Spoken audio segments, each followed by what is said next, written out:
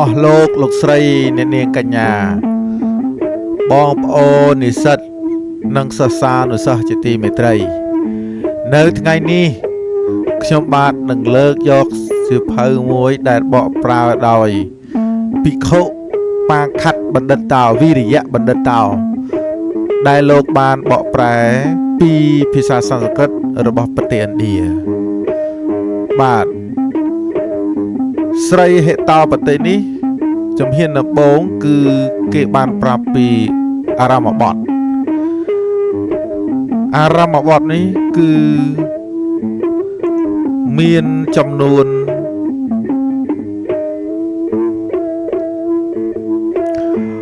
រហូតទៅដល់47ស្លោកដែលស្លោកនីមួយៗបានបង្រៀនប្រាប់ទូមានដល់សាធុជនទាំងឡាយឲ្យប្រឹងប្រែងត្រង់ត្រាប់ស្ដាប់និងរៀនសូត្រដើម្បីយកវិជ្ជា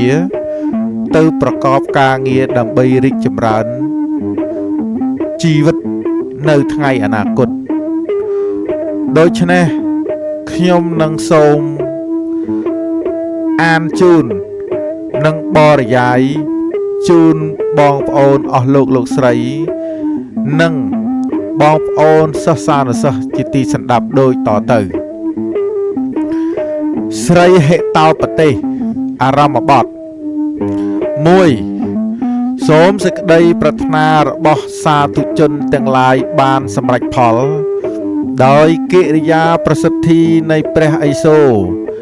ដែលរស្មីភាគ1ក្នុង16ស្ថិតនៅឯដរព្រះនរាធដូចជាលេខានៃពពុះទឹកទន្លេកង្គា2ហេតោប្រទេសនេះនរជនណាបានត្រង់ត្រាប់ស្ដាប់ហើយនឹងប្រគល់ឲ្យនៅសេចក្តីជំនាញក្នុងភាសាសំស្ក្រឹតនៅសេចក្តីឆ្លៀវឆ្លាស់ក្នុងសម្ដីថ្វីមាត់និងក្នុងនីតិវិជ្ជាទាំងឡាយដ៏វិចិត្រផ្សេងក្នុងទីទាំងពួង3អ្នកប្រាជ្ញកាលបើស្វែងរកវិជ្ជានិងទ្រព្យក៏បីគិតថាខ្លួនមិនចាស់មិនស្លាប់កាលបើស្វែងរកធម៌ក៏បីគិតថាខ្លួនត្រូវមរិតជោគចាប់ក្របួយសក់បោកសម្លាប់ឥឡូវនេះហើយ4បណ្ដាទ្រព្យទាំងពួងវិជ្ជាលោកពោលថាជាទ្រព្យដ៏ឧត្តមព្រោះវិជ្ជាចោលលួចយកមិនបានផងកាត់ថ្លៃមិនបានផងមិនចេះរិចរិលទៅផងសពកាល5វិជ្ជាចិត្តយឹតយោងជនដែលនៅថោកទាបឲ្យបានចូលទៅចិត្តព្រះនរោបតីដែលគេនៅចិត្តបានដោយកម្រឬអ្នកមានបុណ្យដ៏ក្រៃលែងជាងព្រះនរោបតីទៅទៀតដោយស្ទឹងដែលនៅក្នុងទីទាបតែងប្រមូលយកទឹកចូលទៅកាន់សមុទ្រ6វិជ្ជានាំឲ្យមានវិន័យនាំឲ្យមានសេចក្តីថ្លៃថ្នូរសេចក្តីថ្លៃថ្នូរនាំឲ្យមានទ្រព្យសម្បត្តិនាំឲ្យបានធម៌ដឹកនាំឲ្យបានសេចក្តីសុខ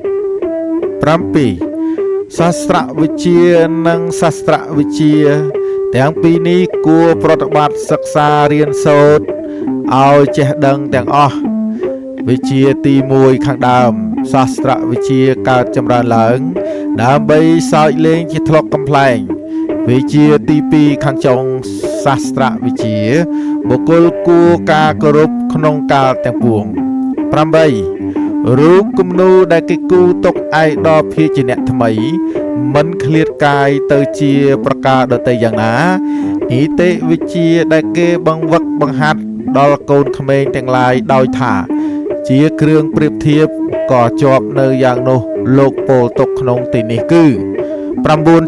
9.1 មិត្តភាពការគុមិត្តសុហរៈភេទៈការបំបែកមិត្ត3វិក្រហៈសង្គ្រាម4សន្ធិសន្តិភាពដែលដកស្រង់យកមកពីគម្ពីរបញ្ចតន្ត្រៈនិងគម្ពីរដតីទៀតនោះ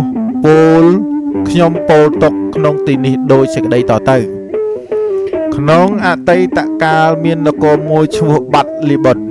ស្ថិតនៅក្បែរស្ទឹងគង្គាព្រះបាទសុត្តសេនៈ ទ្រង់ប្រកបដោយស្វាមីគុណគ្រប់ប្រការដាច់គ្រប់គ្រងនគរនោះសម័យមួយទ្រង់បានធ្វើព្រះសណ្ដាប់ស្លោកពីបទដែលអ្នកប្រាជ្ញបានពោលទុកមានសេចក្តីដូចតទៅនេះ10សាស្ត្រាវិជ្ជាជាគ្រឿងបាត់បង់នៅសេចក្តីសង្ស័យជាអនេកជាគ្រឿងបើកបង្ហាញនៅអាចកំបាំងនិងជាភ្នែកសម្រាប់មើលសពសារពើពីការទាំងឡាយអ្នកណាមិនមានសាស្ត្រវិជ្ជាអ្នកនោះទុកដូចជាមនុស្សខ្វះ11ភាពជាយុវជនមួយភាពជាអ្នកមានទ្រព្យច្រើនមួយភាពជាអ្នកមានអធិបតេយ្យមួយនិងភាពជាអ្នកមិនបែកបាក់គ្នាបើមានតែមួយក៏នាំឲ្យខូចប្រយោជន៍ធ្វើដោយម្ដេចណឲ្យបានគ្រប់ទាំង4ប្រការក្នុងខ្លួនមនុស្សកាលព្រះរាជាអង្គនោះទ្រង់ព្រះសណ្ដាប់ដូច្នេះហើយក៏ទ្រង់ព្រួយតានតឹងបរិជ្ជហាតីចំពោះបរិជ្ជបុត្ររបស់ព្រះអង្គដែលមិនទាន់បានសិក្សាសាស្ត្រវិជ្ជាទាំងឡាយព្រមទាំងប្រព្រឹត្តក្នុងផ្លូវខុសគន្លងធម៌ដោយសេចក្តីប្រមាទទើបទ្រង់ព្រះតម្រិះក្នុងបរិជ្ជហារតីដូចនេះថា